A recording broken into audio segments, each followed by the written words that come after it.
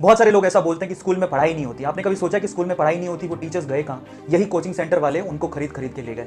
अगर जिस दिन ये कोचिंग सेंटर बंद होंगे, वो टीचर्स कहाँ जाएंगे? वापस से उस स्कूल्स में जाएंगे।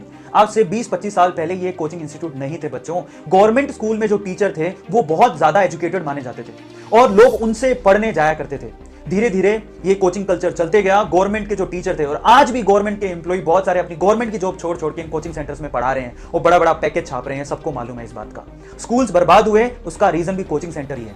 आप लोगों को बताया नहीं जाता, लेकिन सच ये भी है। कहने की मतलब सिर्फ इतनी है कि स्कूल्स में पढ़ाई होती थी, अब नहीं हो रही है। उसके रीजन कुछ और हैं और उसका पूरा अगर किसी को ब्लेम जाता है तो कोचिंग सेंटर को जाता है, क्योंकि वहां के टीचर सारे कोचिंग सेंटर में चले गए। कुछ टीचर ने अपने कोचिंग सेंटर ही खोल दिए। गलती कहां? अगेन कोचिंग सेंटर की। रैंक बनाने का काम कोचिंग सेंटर नहीं करते।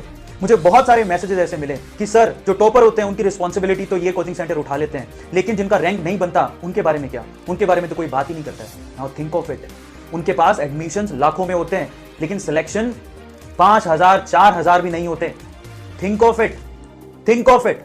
हमें सोचने की जरूरत है। इसलिए सबसे पहले कोचिंग कल्चर को लगाम लगानी पड़ेगी। और आपके एडवर्टीजमेंट से इन्होंने इतने ज्यादा फीस बढ़ा दी है, 2.5 लाख, कोई 1.5 लाख। इतनी फीसें होती हैं क्या?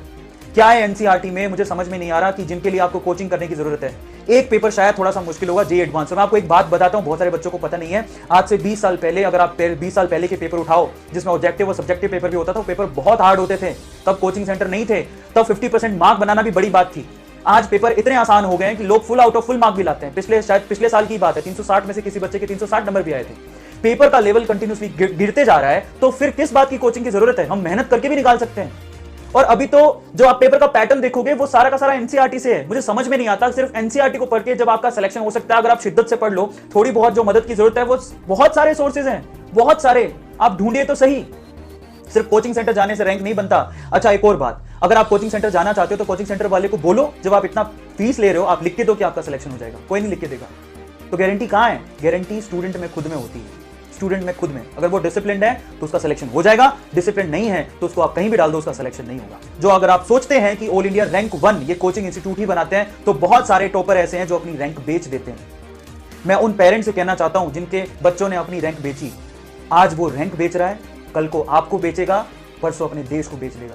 संभालिए, जरूरी है, संभालिए। हमें सोचना पड़ेगा।